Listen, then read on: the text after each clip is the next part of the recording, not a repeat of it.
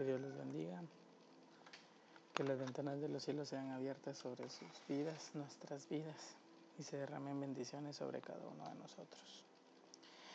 El día de hoy tuve la lectura en el libro de Números 21, en donde hay son 5 historias que se cuentan en este libro. Entre ellas están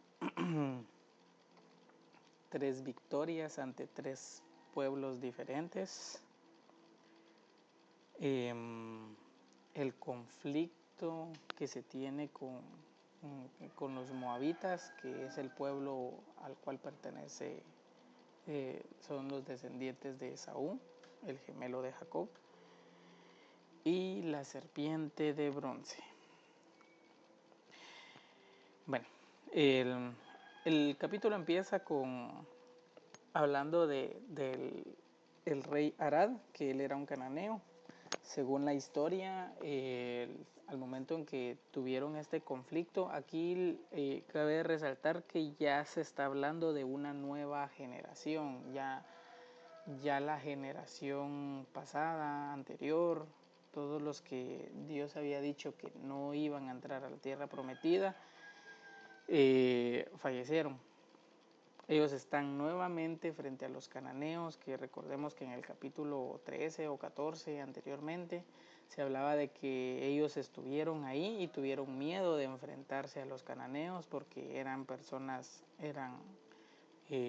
gente de estatura alta, eran gigantes, era gente que era mala, que se comían entre ellos, que hacían sacrificios. Todo eso vemos que lo hablaron los 12 espías. Bueno, no fueron los 12, fueron 10 de los 12 espías, que dijeron de que sí era una tierra muy próspera, pero que la gente era mala y que no se animaban, o sea, les daba miedo el enfrentarse. Entonces vemos que acá en el capítulo 21 están otra vez de vuelta ante ese pueblo que anteriormente tuvieron miedo y se enfrentaron a ellos. Pero esta vez ya iban con instrucción de enfrentarse a ellos y pues ya iban con una nueva mentalidad, por decirlo así. Entonces este rey lo que hizo fue que tomó prisioneros, empezó a ganar la guerra, y dice en el versículo 2, entonces Israel hizo voto a Jehová y dijo: si en efecto entregares este pueblo en nuestras manos, yo destruiré sus ciudades.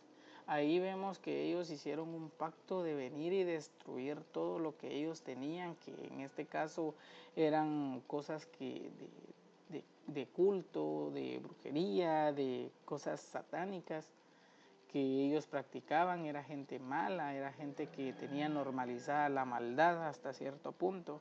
Y entonces los israelitas le dijeron a Dios de que ellos iban a destruir todo lo que había ahí. No iban ellos a hacerse de las cosas que estuvieran ahí, sino que lo que iban a hacer era que iban a borrar todo lo que ellos veían ahí, o todo lo que ellos tenían ahí. Entonces en efecto Dios les dio la victoria. La siguiente historia habla acerca de que, por ser una nueva generación, ellos sabían que venían de Egipto, ellos sabían que había, entre comillas, prosperidad en Egipto, pero ellos eran esclavos, eran gente maltratada. Y aún así vino esta nueva generación y dice que habló el pueblo contra Dios y contra Moisés. Aquí ya vemos que es un nuevo nivel de atrevimiento que tuvieron estas personas, esta nueva generación, porque la anterior solo murmuraban entre ellos, pero ellos ya vinieron y hablaron en contra de Dios y en contra de Moisés. ¿Por qué? Porque ellos no vieron a Dios abriendo el mar, ellos no vieron cómo Dios les dio la victoria ante los egipcios, ellos no vieron cómo fue que Dios vino y los alimentó en el desierto, cómo fue que hizo brotar agua de la peña. Todas esas cosas ellos no la vieron, sí las escucharon, pero no las vieron, y aún así tuvieron la osadía de venir, levantarse y hablar primero en contra de Dios y después en contra de Moisés. Entonces eso hizo enfurecer a Dios hasta el punto de que él dice que envió. Todavía sí, vinieron ellos y se quejaron, Dice, ¿por qué nos hiciste subir de Egipto para que muramos en el desierto? Pues no había pan ni agua, pues no hay pan ni agua, y nuestra alma ya está fastidiada de este pan tan liviano.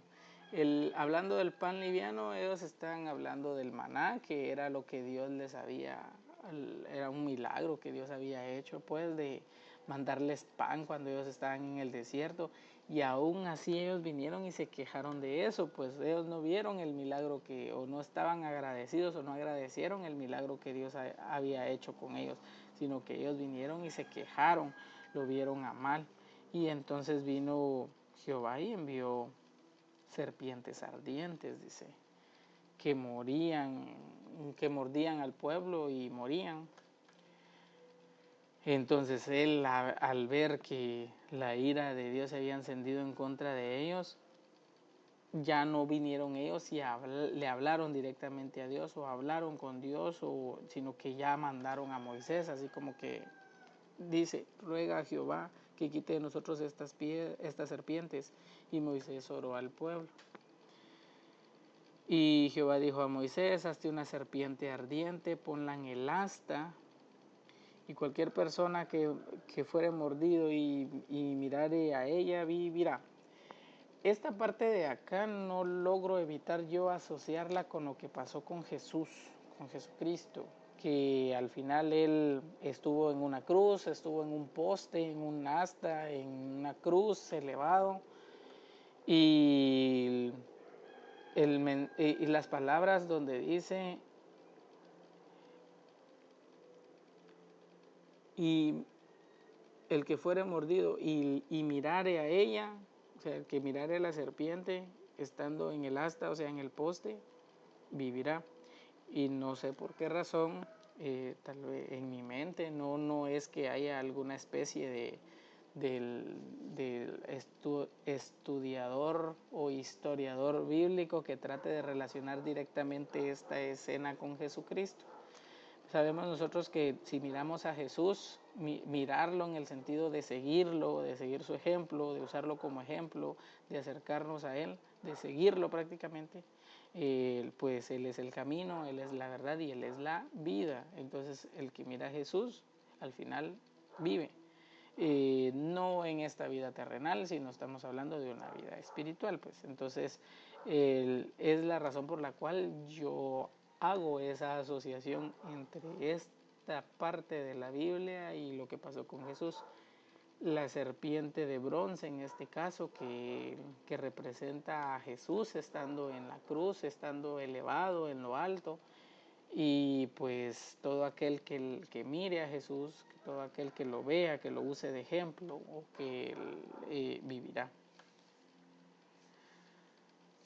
Y dice, puso la serpiente sobre el asta, y cuando alguna serpiente mordía a alguno, miraba a la serpiente de bronce y vivía. Esta parte donde dice de que la serpiente mordía a alguno, la serpiente viene y ataca a alguien, pues no puedo lograr yo evitar relacionarlo con los diferentes ataques que llegan a nuestra vida, que llegan a perturbar nuestra paz, nuestra armonía en nuestro hogar, en nuestra mente, a veces esas luchas mentales que tenemos con diferentes ideas, con diferentes escenarios que se nos puedan plantar en nuestra mente. En mi caso, yo me considero una persona que tiene mucha imaginación, una persona que puede divagar en sus pensamientos y mantenerse horas ahí y perder la noción del tiempo, perder la conexión con la vida y hasta cierto punto perderme a mí mismo. Y considero yo que puedo llegar a un punto así. Entonces es la razón por la cual yo no puedo evitar hacer este tipo de relaciones con los conceptos que ya tengo de la Biblia o con las historias que ya sé de la Biblia y tratar y relacionarlos, porque al final lo que yo termino haciendo es relacionar patrones de conducta, asociarlos a lo que ya conozco y reconocer patrones. Eso es algo que se me ha hecho a mí muy fácil. Es la razón por la cual he logrado determinar que los patrones de comportamiento que hay entre un padre y un hijo, el término este que dice de que de tal palo tal astilla, que porque es lo que vio el hijo lo va a practicar el papá. Hay muchos conceptos por el cual los hijos terminan haciendo lo que los papás hacen, y por eso es importante romper con patrones, es importante trabajar esos conceptos con nosotros mismos y ser mejores para que nuestros hijos, tal vez si no logran abrir su mente y darse cuenta y despertar de que ellos tienen que romper con patrones de conducta y maldiciones que vienen de generación en generación, pues ellos al menos sigan nuestro ejemplo, que nuestro ejemplo sea escudriñar las escrituras, que nuestro ejemplo sea orarle a Dios, que nuestro ejemplo sea bendecirlos, que nuestro ejemplo sea hablar palabras de bendición, de vida, de salud, de prosperidad y de vida. Entonces, que ellos sigan ese ejemplo, pues, si es que ellos no llegan a tener ese discernimiento de romper con patrones, que tengan esa vida, pues. Otra de las cosas muy importantes también es acerca de las derrotas que tuvo Israel. Bueno, no son derrotas, sino son victorias. Las victorias que tuvo Israel en contra de Sehón y de Og. Estos pueblos, tengo entendido que son amorreos. Y en el caso de Og, tengo entendido que ellos, según Deuteronomio 3, eran gigantes. Aquí vemos que después para este punto ya había pasado el diluvio. Existían gigantes en la tierra. Puede que los gigantes sean como esos, entre comillas, gigantes que actualmente existen por esas áreas. Hay personas que llegan a tener cierta altura, casi hasta 3 metros, que son considerados gigantes a comparación nuestra. Pues yo mido casi 1,5 metros, un poquito más, y ellos son como 3 veces más grandes que yo. Entonces para mí son gigantes, para otros tal vez no.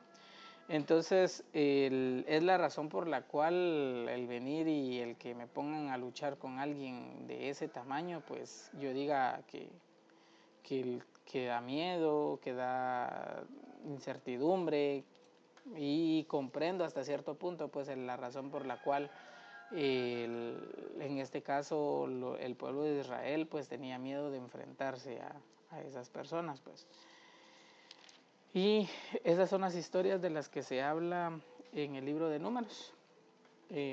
Solo me pareció interesante la relación esta entre la serpiente en el asta y la relación con Jesús, que tenemos que ver a Jesús para poder vivir, pero verlo no solo entender su historia o leer su historia, sino verlo en el sentido de hacer lo que él hizo. Eso sería todo por el día de hoy.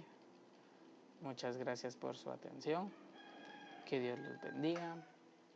Los amo y me amo.